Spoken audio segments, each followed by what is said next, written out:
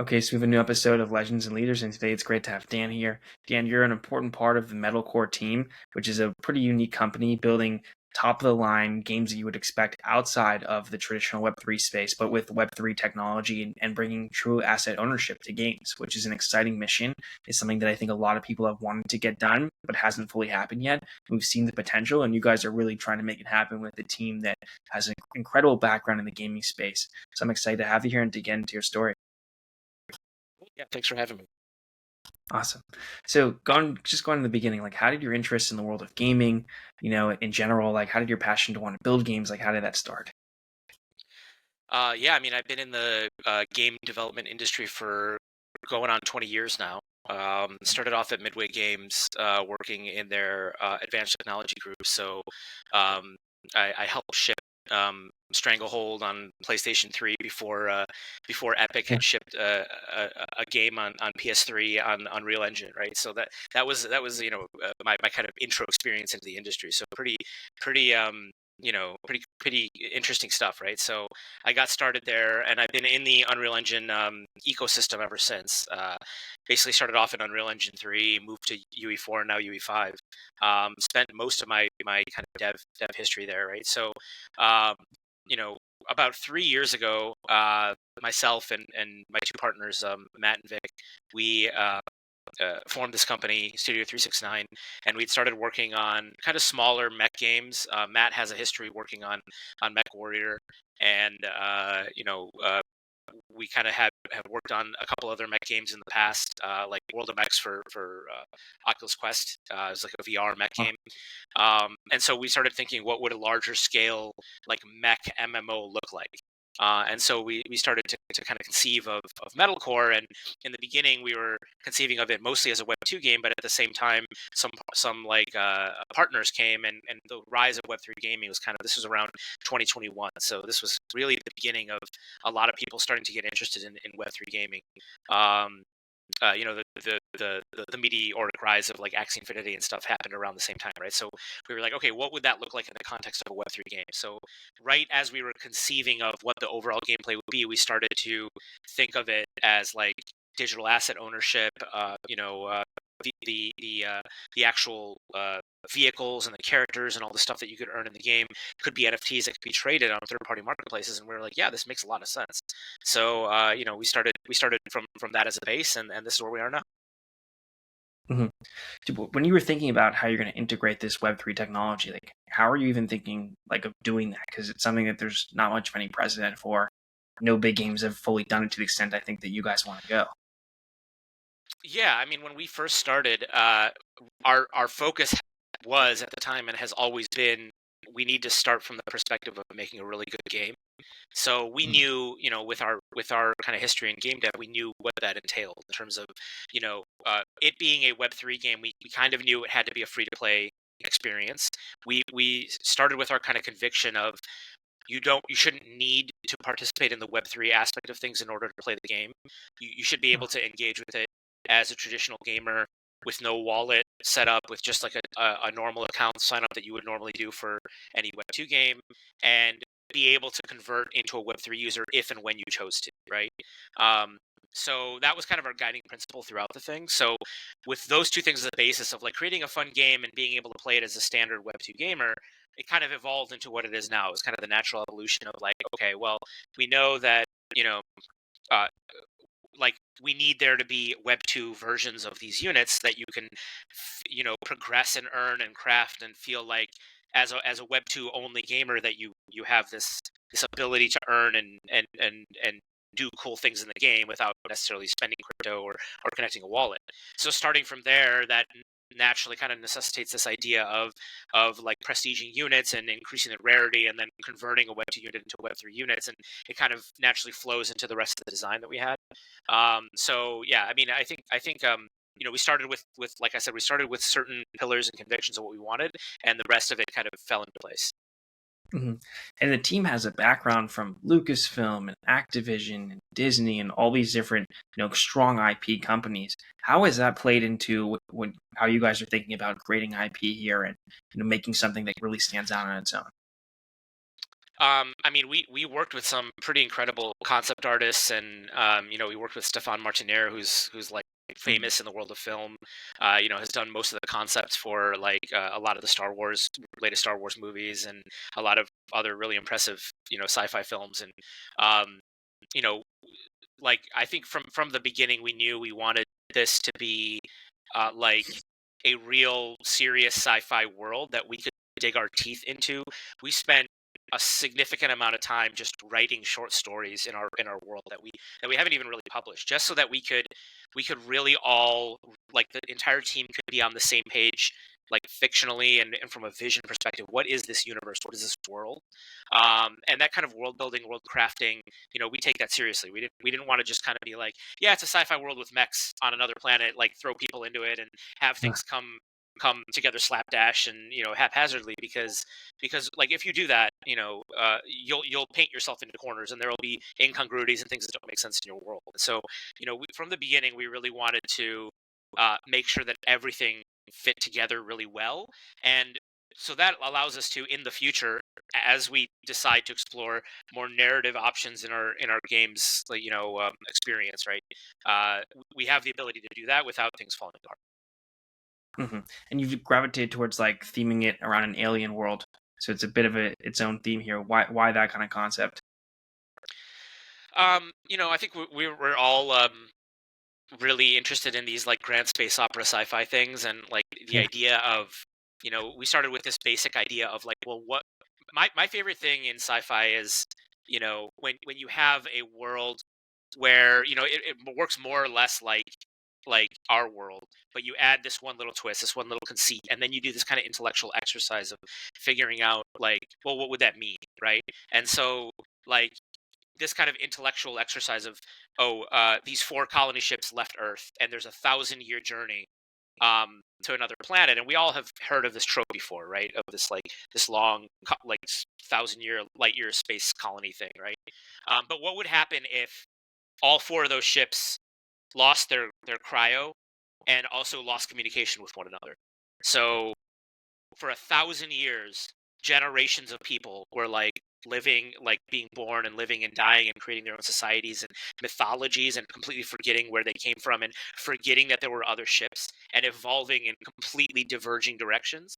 And then they land on a planet, and it's like, well, there's limited resources here. Like, who prospers?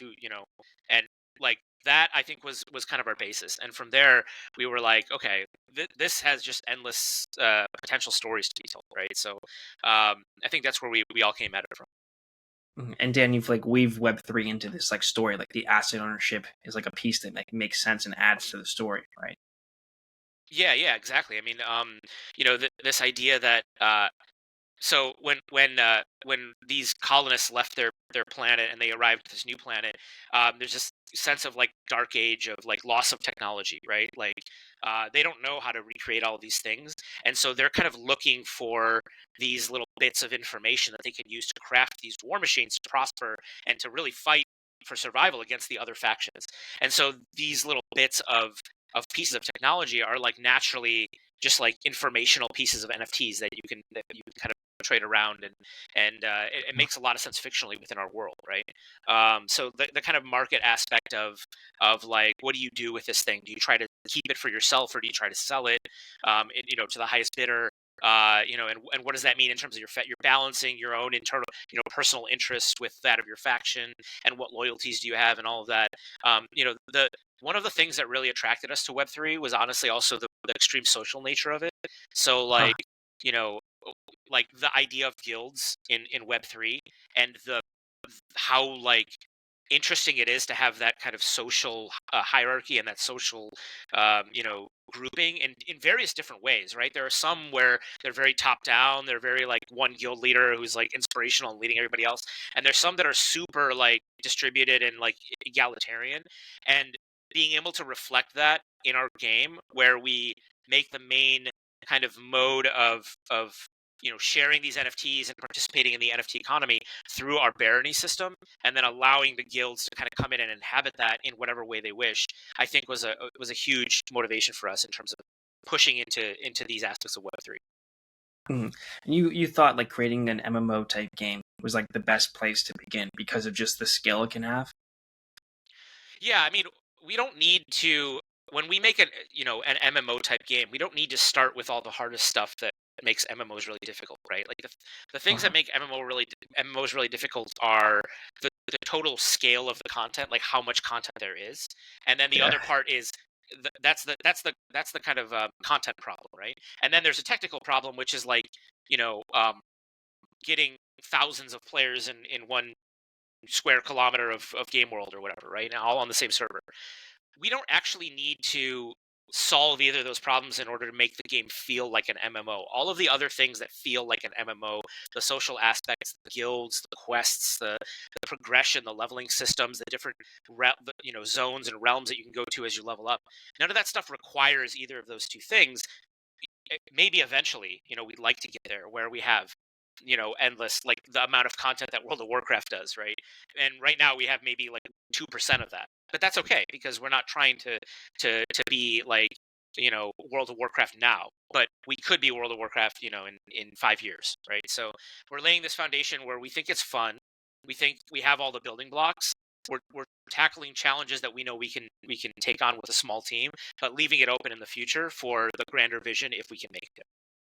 hmm And how do you see Web3 being something that can cater towards the masses? Because like right now in the gaming community, it's a little bit mixed. Some people are like, "Oh, this is a great technology." Others are like, "Don't engage with us with it at all." But I think the asset ownership piece that you guys are focusing on makes a lot of sense for gamers. You know, to be able to resell them, to hold them, they can accrue value. How do you plan on targeting that traditional market?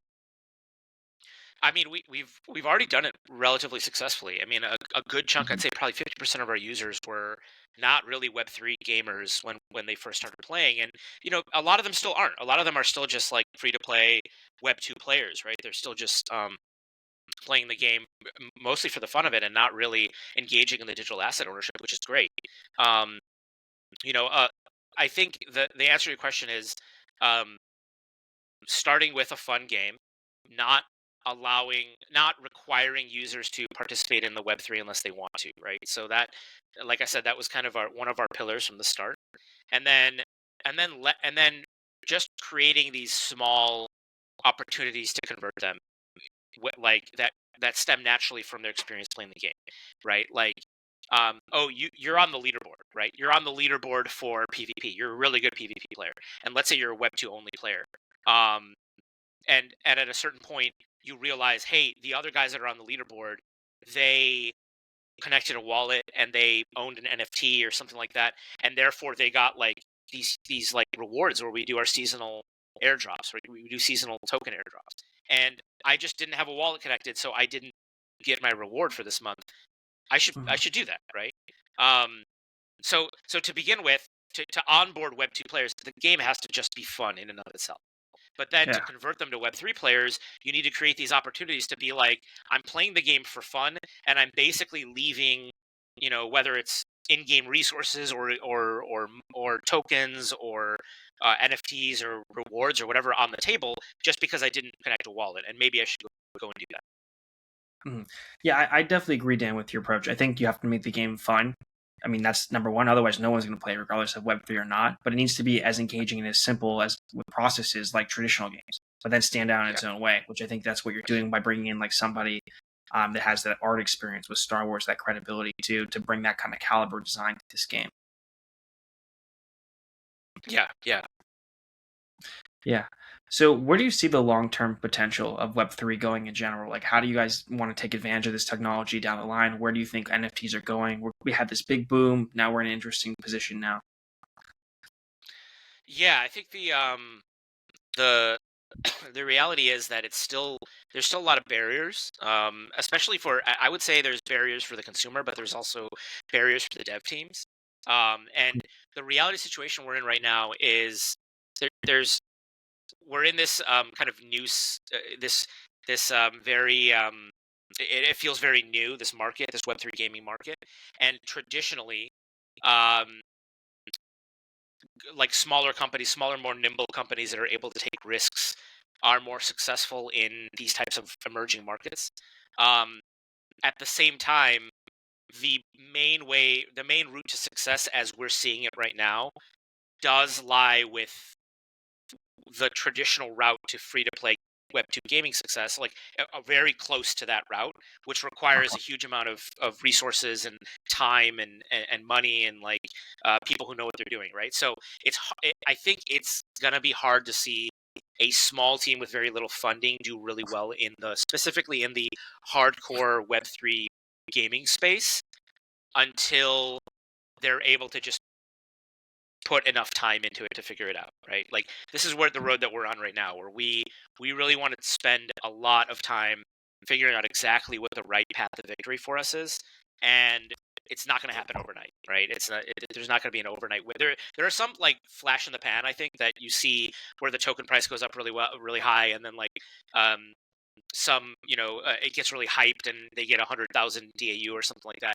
But I think that a lot of these are, first of all, hyper casual, which I think is doable in a more in a more kind of short period of time.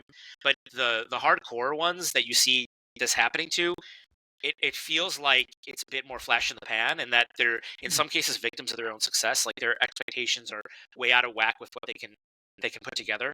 And so I feel like it's a bit more of a slow buildup, and I am very curious to see like with the entry of a larger, more like behemoth, like an Ubisoft or somebody who's interested in trying to tackle this from a AAA standpoint and has the resources to throw after it. Like what will that look like? That might change everything. Yeah, I know they're exploring that kind of direction. They've been interested in that, but we haven't really seen it as a mainstream type of game that they've been doing like their other ones with the Web3 technology. Do you really see, Dan, a lot of people taking advantage of the ownership aspect that you're giving them? That you said you brought in kind of 50% outside the space. Are they really using this ownership aspect? Yeah, I mean, I think it's a lot easier to sell the concept of NFTs to the Mhm. average gamer because it's so analogous with something that they already are used to doing. Like, oh yeah, it's just something that's in my Steam inventory and I can sell it like on the Steam marketplace. To them, it's if you present it to them in that way, it's almost exactly the same thing. And so it's very easy to convert people in that way.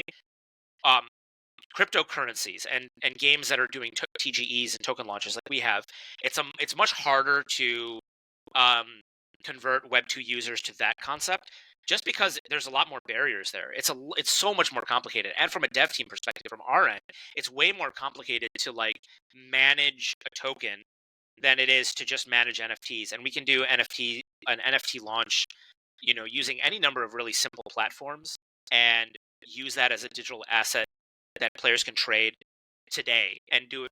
There's so many third-party providers that do cross-chain NFTs that make it super easy for you to like integrate NFTs with your game and launch them.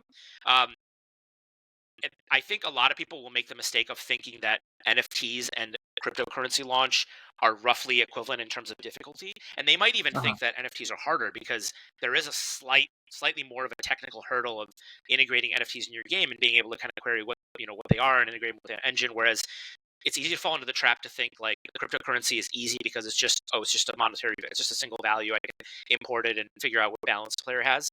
It's way harder. It's way harder to manage that whole aspect of things than it is to just say, here's NFTs, these are digital assets, sell that to Web 2 gamers, convert them into Web 3 gamers, and so on and so forth. Yeah, I mean, also so many people have been willing to experiment with them because of the art aspect and the platforms you can just upload, like almost like you would upload a YouTube video. It's not as simple, but it's getting close to that pretty much. Yeah. Yeah. Yeah. So where do you see this game going, Dan? Like also like metalcore in general. Like what are your future aspirations for like this game studio you have, like the first game you've been building, that's this alien game, and other like what in general, what are your goals?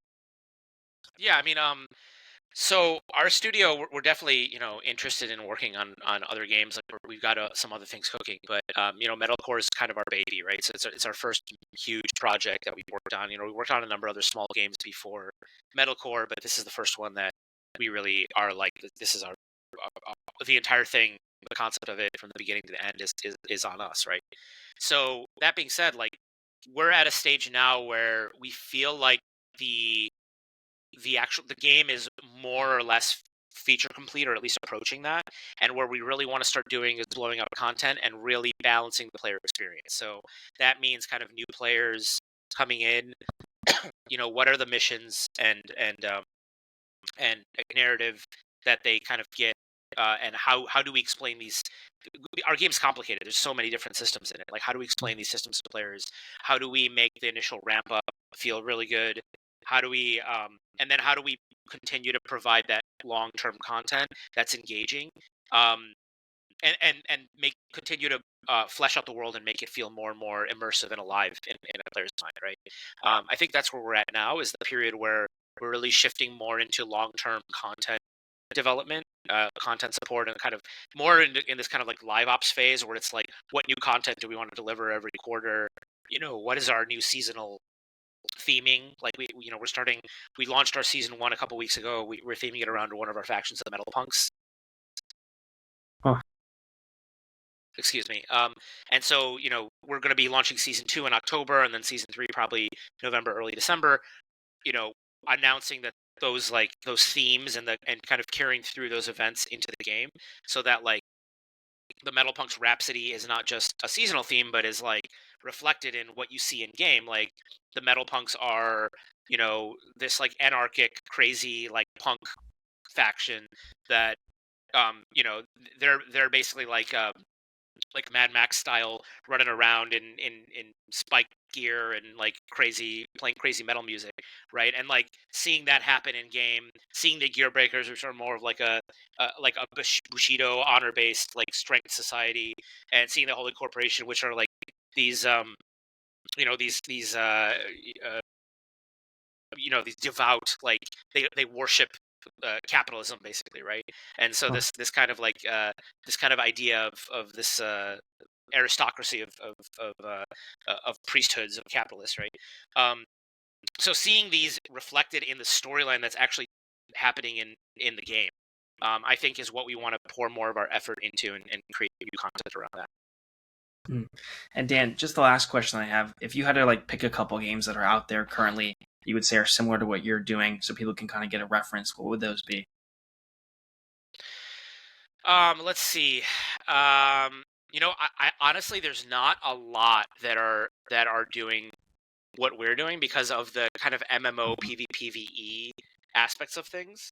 There's a couple that are uh, uh, uh, like on on a similar track. Like, Nyan Heroes is, this kind of hero shooter where it's like it's a more hardcore third person perspective PvP, which we also have, but they're pretty much focused entirely on that one mode, and we are a little bit closer to Destiny than they are.